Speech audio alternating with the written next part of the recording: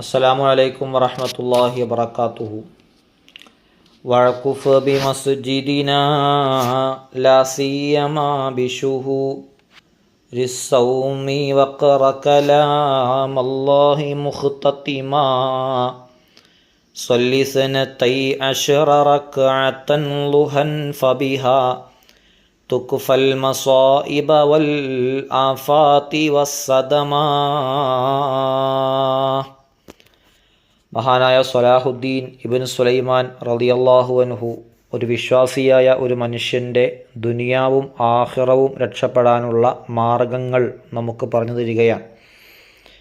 അതിൽപ്പെട്ട അടുത്ത ഉപദേശം വഴക്കുഫ്, നീ എഴുത്തിക്കാഫിരിക്കണം ബി മസ്ജിദിന, നമ്മുടെ പള്ളികളിൽ, ലാസിയമ പ്രത്യേകിച്ച് ബി ഷുഹൂരി സൗമി, റമളാൻ മാസത്തിൽ നീ എഴുത്തിക്കാഫ് ഇരിക്കലിനെ പ്രത്യേകം ശ്രദ്ധിക്കണം. മാത്രമല്ല വഖറ, നീ പാരായണം ചെയ്യണം, കലാമല്ലാഹി, അള്ളാഹുവിൻ്റെ കലാമായ ഖുർആനിനെ നീ പാരായണം ചെയ്യണം, മുഖ്തത്തിമ, നീ തന്നെ ഖത്തമ് തീർക്കുന്നവനായ സ്ഥിതിയിൽ നീ അത് പാരായണം ചെയ്യണം. പള്ളികളിൽ എഴുത്തിക്കാഫിരിക്കുന്നതുമായി ബന്ധപ്പെട്ട അതിൻ്റെ ശ്രേഷ്ഠതയെ അറിയിക്കുന്ന വലിയ ഒരു വിശദീകരണം, വലിയ ഒരു ആശയമാണ് മഹാനവറുകൾ നമുക്ക് പറഞ്ഞു തന്നത്. പള്ളികളിൽ എഴുത്തിക്കാഫിരിക്കൽ വലിയ ഒരു മഹത്വമുള്ള അമലാണ്. അള്ളാഹുവിൻ്റെ റസൂൽ സല്ലല്ലാഹു അലൈഹി വസല്ലമ തങ്ങളും മഹാന്മാരായ സ്വഹാബികളും വലിയ ആവേശത്തോടെ നിർബന്ധ ബുദ്ധിയോടുകൂടെ ഇരുന്ന ഒരു പ്രത്യേകമായ അമലാണ് എഴുത്തിക്കാഫ്. പ്രത്യേകിച്ച് റമളാൻ മാസത്തിൽ അള്ളാഹുവിൻ്റെ റസൂൽ സല്ലല്ലാഹു അലൈഹി വസല്ലമ തങ്ങൾ അവസാന പത്തിലൊക്കെ വലിയ രീതിയിൽ ആവേശത്തോടുകൂടെ ആ എഴുത്തിക്കാഫിൻ്റെ അമലിൻ്റെ മഹത്വം വിളംബരം ചെയ്തുകൊണ്ട് മഹാന്മാരായ സ്വഹാബികളോടൊപ്പം എഴുത്തിക്കാഫിരുന്നത് നമുക്ക് കാണാൻ പറ്റും.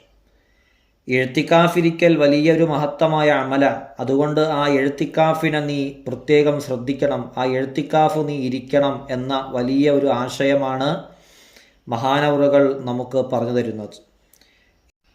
എഴുത്തിക്കാഫിന് 4 ഫർളുകളുണ്ട്. ഒന്നാമത്തത് നിയ്യത്താണ്. നിയ്യത്ത് വേണം. നിയ്യത്തില്ലാതെ എഴുത്തിക്കാഫിരുന്നാൽ എഴുത്തിക്കാഫിൻ്റെ കൂലിയിട്ടില്ല.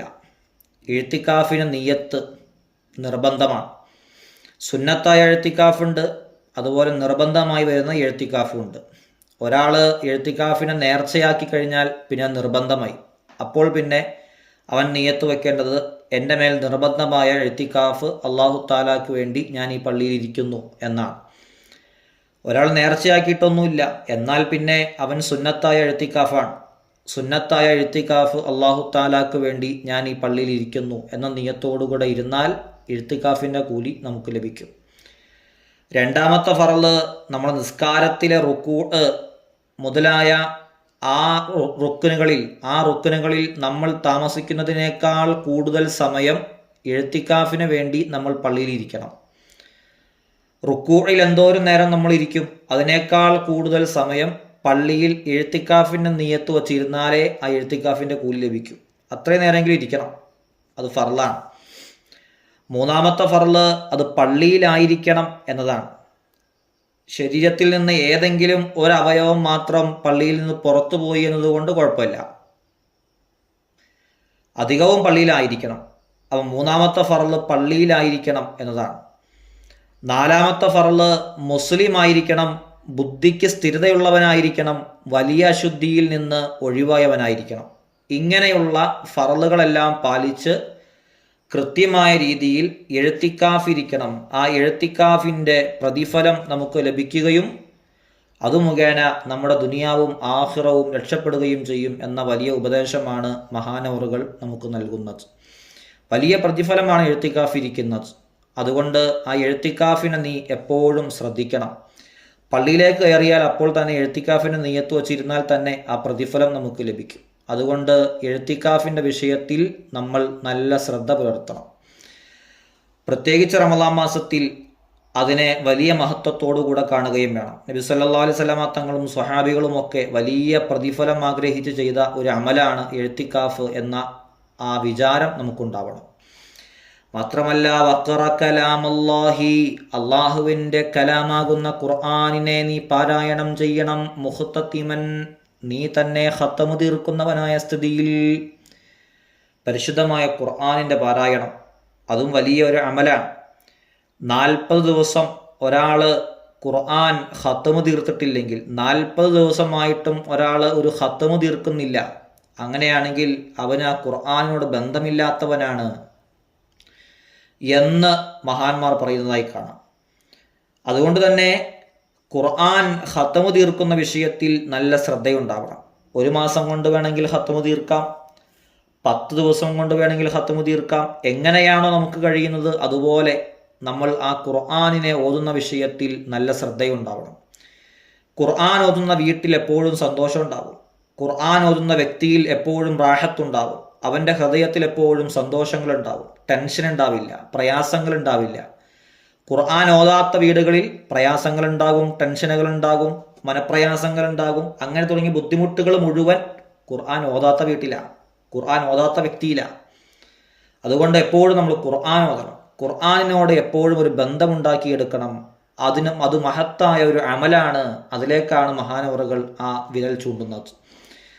മാത്രമല്ല സ്വല്ലിസനതൈ അശ്റ റക്അതൻ ളുഹൻ ഫബിഹാ തുക്ഫൽ മസായിബ വൽ ആഫാതി വസ്സദമാ. സ്വല്ലി, നീ നിസ്കരിക്കണം. ഇസ്നത്തൈ അശറ റക്അത്തൻ, 12 റക്അത്ത് നീ നിസ്കരിക്കണം. ലുഹൻ, ലുഹ നീ നിസ്കരിക്കണം. 12 റക്അത്ത് ലുഹ നീ നിസ്കരിക്കണം. ഫബിഹ, ആ ലുഹ നിസ്കാരം കൊണ്ട് തുക്കുഫ, നിനക്ക് മാറ്റപ്പെടും. അൽ മസായിബ, വിപത്തുകളെ, മുസീബത്തുകളെ. മസായിബ്, മുസീബത്തുകൾ നിനക്ക് അല്ലാഹു തആല മാറ്റിത്തരും. നീ 12 റക്അത്ത് ലുഹ നിസ്കരിക്കണം. വലാഫാത്തി, വിപത്തുകളെ അല്ലാഹു തആല നിനക്ക് മാറ്റിത്തരും. മാത്രമല്ല വസ്സദമ, സങ്കടങ്ങളെയും അല്ലാഹു തആല നിനക്ക് മാറ്റിത്തരും. ഇതിനെല്ലാം നീ 12 റക്അത്ത് ളുഹാ നിസ്കാരം പതിവാക്കണം. ആ ളുഹാ നിസ്കാരത്തിൻ്റെ മഹത്വം വിളംബരം ചെയ്യുന്ന ഒരു വലിയ ഒരു ആശയമാണ് മഹാനവറുകൾ നൽകിയത്. ളുഹാ നിസ്കാരം വലിയ മഹത്വമുള്ള ഒരു അമലാണ്. ളുഹാ നിസ്കാരം 2 റക്അത്ത് ഏറ്റവും ചുരുങ്ങിയതാണ്, 8 റക്അത്ത് പരിപൂർണമായതാണ്, 12 വരെ ആവാം, അങ്ങനെയുമുണ്ട്. അതുകൊണ്ട് ചുരുങ്ങിയത് ഒരു 2 റക്അത്തെങ്കിലും ളുഹാ നിസ്കാരം എപ്പോഴും നമ്മൾ പതിവാക്കണം. അള്ളാഹുവിൻ്റെ റസൂൽ സല്ലല്ലാഹു അലൈഹി വസല്ലമ തങ്ങൾ പറഞ്ഞു, നീ 2 റക്അത്ത് ളുഹാ നിസ്കരിച്ചാൽ, ഒരാൾ 2 റക്അത്ത് ളുഹാ നിസ്കരിച്ചു, എന്നാൽ അവരെ അശ്രദ്ധവാന്മാരുടെ കൂട്ടത്തിൽ നിന്ന് അള്ളാഹു ഒഴിവാക്കും, അവരെ അശ്രദ്ധവാന്മാരാക്കൂല. ഇനി ഒരാൾ 4 റക്അത്ത് നിസ്കരിച്ചാലോ, അവരെ സജ്ജനങ്ങളുടെ പട്ടികയിൽ എഴുതും. സജ്ജനങ്ങളായ മഹാന്മാരായ ആളുകളുടെ പട്ടികയിൽ അവരുടെ പേരെഴുതും. 6 റക്അത്താണ് ഒരാൾ നിസ്കരിക്കുന്നതെങ്കിൽ അവരെ ഭയഭക്തരിൽ, തഖ്വയുള്ളവരിൽ അള്ളാഹു ഉൾപ്പെടുത്തും. 8 റക്അത്താണ് നിസ്കരിക്കുന്നതെങ്കിൽ അവരെ വിജയികളുടെ കൂട്ടത്തിൽ അള്ളാഹു എഴുതും. 10 റക്അത്ത് ഒരാൾ നിസ്കരിക്കുകയാണെങ്കിൽ ആ ദിവസത്തെ നിന്റെ തെറ്റുകൾ, അവരുടെ തെറ്റുകൾ അള്ളാഹു എഴുതൂല. 12 റക്അത്ത് ഒരാൾ നിസ്കരിച്ചാലോ, അവർക്ക് വേണ്ടി അല്ലാഹു തആല സ്വർഗത്തിൽ ഒരു വീട് തന്നെ പണിയും. അത്രത്തോളം വലിയൊരു അമലാണ് ളുഹാ നിസ്കാരം. ളുഹാ നിസ്കാരത്തിൽ ആദ്യത്തെ റക്അത്തിൽ സൂറത്തു ഷംസ്, വശംസി വളുഹാഹ വൽ ഖമരി ഇദാ തലാഹ എന്ന് പറയുന്ന സൂറത്ത് ഓതാം. 2ാമത്തെ റക്അത്തിൽ സൂറത്തു ളുഹ വല്ളുഹ വല്ലൈലി ഇദാ സജ, ആ സൂറത്തും പാരായണം ചെയ്യാം, അതാണ് ഉത്തമം. അല്ലെങ്കിൽ പിന്നെ 1ാമത്തെ റക്അത്തിൽ സൂറത്തുൽ കാഫിറൂൻ, ഖുൽ യാ അയ്യുഹൽ കാഫിറൂൻ ലാ അഅ്ബുദു മാ തഅ്ബുദൂൻ എന്ന് തുടങ്ങുന്ന സൂറത്ത് ഓതാം. 2ാമത്തെ റക്അത്തിൽ സൂറത്തുൽ ഇഖ്ലാസ്, ഖുൽ ഹുവല്ലാഹു അഹദ് എന്ന സൂറത്തും ഓതാം. ഇങ്ങനെ 2 റക്അത്ത് ഏറ്റവും ചുരുങ്ങിയത്, 12 റക്അത്ത് പരിപൂർണമായത്, 8 റക്അത്ത് പരിപൂർണമായതാണ്, 12 വരെ ആവാം. ഇങ്ങനെ നമ്മൾ നിസ്കരിച്ചാൽ, ആ നിസ്കാരം നമ്മൾ പതിവാക്കിയാൽ നമ്മുടെ പ്രയാസങ്ങളെല്ലാം അല്ലാഹു തആല മാറ്റിത്തരും. സുബഹി നിസ്കാരം കഴിഞ്ഞ് സൂര്യൻ ഉദിച്ച് 20 മിനിറ്റ് കഴിഞ്ഞതിന് ശേഷമാണ് ളുഹാ നിസ്കാരത്തിൻ്റെ സമയം ആരംഭിക്കുന്നത്. ളുഹർ വരെയാണ് അതിൻ്റെ സമയം. ആ സമയത്ത് ഏതെങ്കിലും ഒരു സമയത്ത് 9 മണിയാകുമ്പോൾ റാഹത്ത്, നല്ല സമയം 9 മണിയാണ്. ആ ഒരു സമയത്ത് നമ്മൾ കൃത്യമായി നിസ്കരിക്കണം ളുഹാ നിസ്കാരം. അള്ളാഹുവിൻ്റെ റസൂൽ സല്ലല്ലാഹു അലൈഹി വസല്ലമ തങ്ങളെക്കുറിച്ച് മഹാനായ ഉമ്മു ഹാനിഅ റളിയല്ലാഹു അൻഹ പറയുന്നുണ്ട്, നബി സല്ലല്ലാഹു അലൈഹി വസല്ലമ തങ്ങൾ 8 റക്അത്ത് ദുഹാ നിസ്കരിച്ചു. അവിടുന്ന് ഓരോ റക്അത്ത് കഴിയുമ്പോഴും സലാം വീട്ടിയിരുന്നു.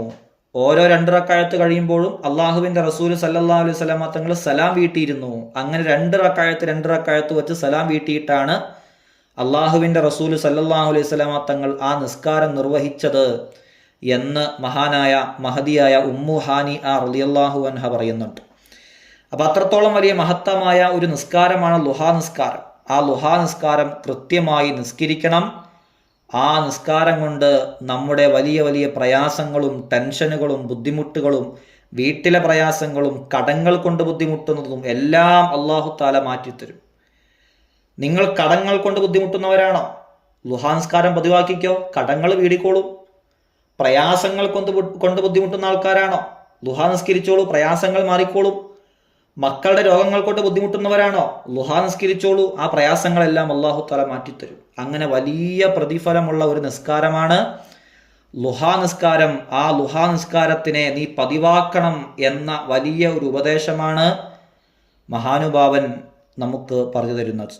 വഖഫ് ബി മസ്ജിദിനാ ലാ സിയമാ ബിശുഹു റിസ്സൗമി വഖറ കലാം അല്ലാഹി മുഖ്തതിമാ സ്വല്ലി സനതൈ അശ്റ റകഅതൻ ളുഹൻ ഫബിഹാ തുക്ഫൽ മസാഇബ വൽ ആഫാതി വസ്സദമാ. അല്ലാഹു സുബ്ഹാനഹു വ തആല പറഞ്ഞതും കേട്ടതും ഒരു സ്വാലിഹായ അമലായി നമ്മിൽ നിന്ന് പരിപൂർണമായി ഖബൂൽ ചെയ്ത് അനുഗ്രഹിക്കുമാറാവട്ടെ. നമ്മളിൽ നിന്ന് മരണപ്പെട്ടു പോയ മാതാപിതാക്കൾ, ജ്യേഷ്ഠാനുജന്മാർ, സഹോദര സഹോദരിമാർ ആരെല്ലാം ഉണ്ടോ അല്ലാഹു തആല അവരുടെ എല്ലാം ഖബർ ജീവിതം സന്തോഷത്തിലും റാഹത്തിലുമാക്കി കൊടുത്ത് അനുഗ്രഹിക്കുമാറാവട്ടെ. നമ്മൾ ഈ ചർച്ച ചെയ്തതിൻ്റെ പ്രതിഫലം അല്ലാഹു തആല ഒട്ടും കുറയാതെ അവരിലേക്കും എത്തിച്ചു കൊടുത്ത് അനുഗ്രഹിക്കട്ടെ. ആമീൻ ബിറഹ്മതിക യാ അർഹമർ റഹീമീൻ. അസ്സലാമു അലൈക്കും.